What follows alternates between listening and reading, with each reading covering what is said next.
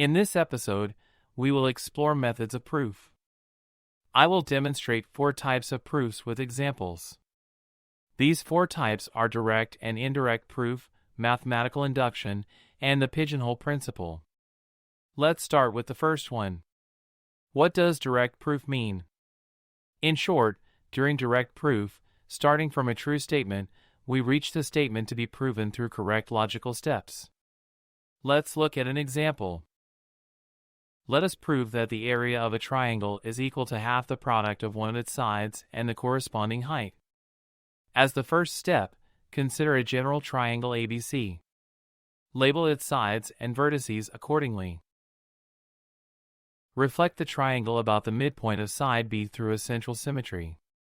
We obtain a red triangle that has the same area as our original triangle. Combine the 2 triangles. It is clear that this forms a parallelogram, the area of which is exactly twice that of our original blue triangle. This is evident as the parallelogram is formed by the blue and red triangles. Let's draw the height of the parallelogram. It will be equal to the distance between the 2 parallel sides. But the height of the triangle is also equal to this. The height line divides the parallelogram into 2 parts. We get a right triangle when we draw the height from one of the vertices of the base. Let's grab the triangle and move it to the left side. We have obtained a rectangle whose base is equal to the original triangle's side. The height is the same as the height of the parallelogram. But this height also equals the triangle's height. The area of the rectangle is easily calculated. The area is equal to the shorter side multiplied by the longer side. We know that the area of the rectangle is equal to the area of the 2 triangles combined. Therefore, the area of a triangle is obtained by dividing the rectangle's area by 2. We have proven the statement that the area of a triangle is equal to one of its sides multiplied by its height, divided by 2. Let's see what indirect proof means. Let's try to define it. Indirect proof is a logical method used when we prove a statement not directly, but indirectly. This method involves starting from the negation of the statement and showing that this assumption leads to a contradiction. If the contradiction can be verified, then the original statement must be true. Let's summarize the steps of the proof. In the first step, let's assert that the statement is not true. Then, starting from this assumption, let's try to derive the logical consequences of the statement. If the original assumption is in some way contradictory to the initial conditions, to a previously proven theorem, or even to itself, then the assumption cannot be true. The point, then, is to prove that the assumption you deny is false. If the negation is false, the original proposition must be true. Let's look at an example to see the method more clearly. Prove that the square root 2 is an irrational number. In the first step, let's take the negation of our claim. We assume that the square root of 2 is a rational number. We know that a rational number can be written as the ratio of 2 integers. Let these 2 numbers be the ratio of a and b, where b cannot be 0, since division by 0 is undefined. Furthermore, we assume that a and b are relatively prime to each other. This means that the greatest common divisor of a and b is 1. Why can we assume this? Because, if there were a common divisor greater than 1, the 2 numbers could be simplified by that common divisor until we would get 2 relatively prime numbers again. Let's eliminate the square root, that is, square both sides, and multiply both sides by b squared. We can see that a squared is an even number. Since a squared equals twice another number, which in our case is b squared. Let's think further. If a squared is even, then it must also be even.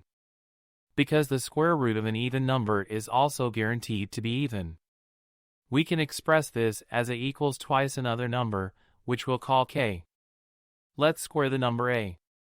We know that this equals 2 times b squared. But it also equals 4 times k squared. So, 2b squared equals 4k squared. We can simplify by dividing both sides by 2.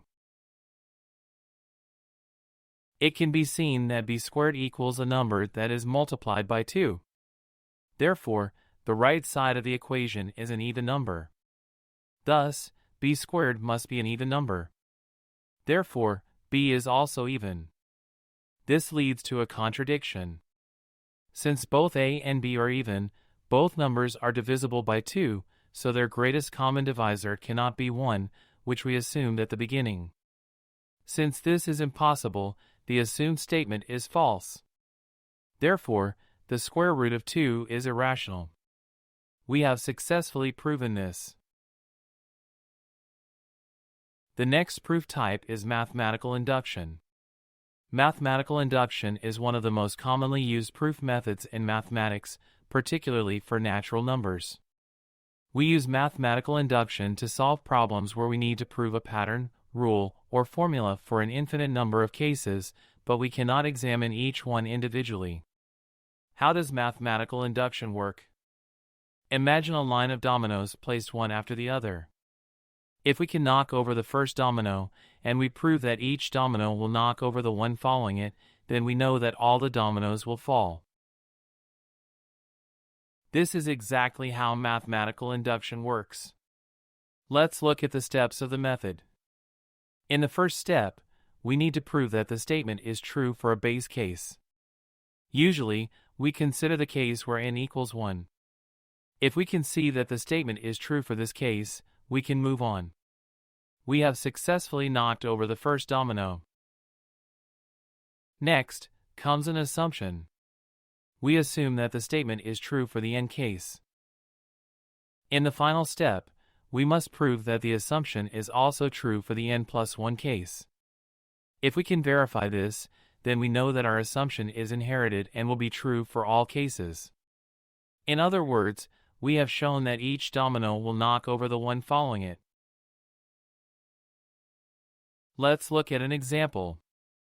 We want to prove that if we sum the first n cubes, then the number obtained from the expression on the right side will be the sum of the cubes. Let's start the proof. Let's examine the case where n equals 1. There's nothing else to do but substitute 1 for n. Since n equals 1, the left side has only one term. The n value indicates how many cubes we are summing. In this case, we have one element. Next, we substitute this into the right side. We see that once 1 plus 1 squared is 4. Then, we divide by 4. The result is 1. So, the left and right sides are equal. In the next step, we assume that for n, the sum of the first n cubes is given by the formula on the right side. Let's prove that the assumption holds for n plus 1 as well. Add n plus 1 cubed to the equation. If we substitute, we can see that this is the equation we need to obtain. Let's see how we can derive this. The goal is to arrive at the sum formula on the right side by the end of our derivation. If we succeed, we will have proven the statement. Let's start from the beginning. Now comes a bit of equation manipulation. Add n plus 1 cubed to both the left and right sides of the equation. Let's focus only on the right side. Let's bring the terms to a common denominator. In our case, 4 will be the common denominator. Let's expand the expression for n plus 1 cubed into terms of n plus 1 squared multiplied by n plus 1.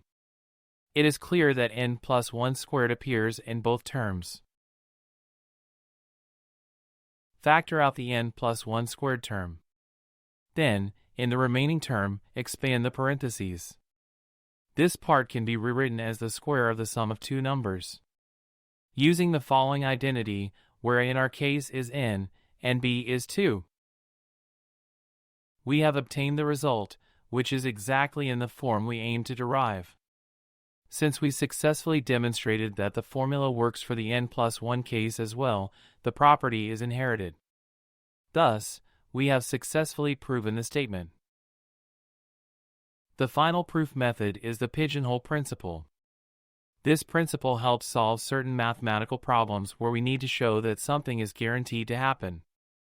In short, the essence of the pigeonhole principle can be summarized as follows: if we have more items than boxes, at least one box will contain more than one item. We will represent the boxes with squares and the items to be placed with circles. But first, let's look at the official definition. If we want to place n items into m boxes, and we know that the number of items is greater than the number of boxes, then there will definitely be at least one box that contains more than one item. Let's look at the proof. We will prove it indirectly. Assume that each box contains only one item. Let's take an example, and it will become clear in just a moment. Let's say we have 6 dogs and 5 doghouses. Let's place one dog in each doghouse. It can be seen that one dog is left out.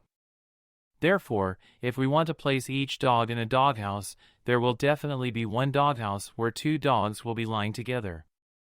Our assumption is false because we cannot place all the dogs or items into separate doghouses or boxes. We have reached a contradiction with our assumption. Thus, the pigeonhole principle holds true. In this case, 2 dogs must snuggle together.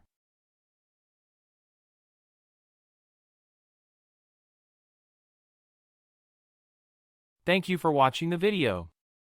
If you found it helpful, don't forget to subscribe. Be sure to check out the other videos in the course to continue building your knowledge. See you next time.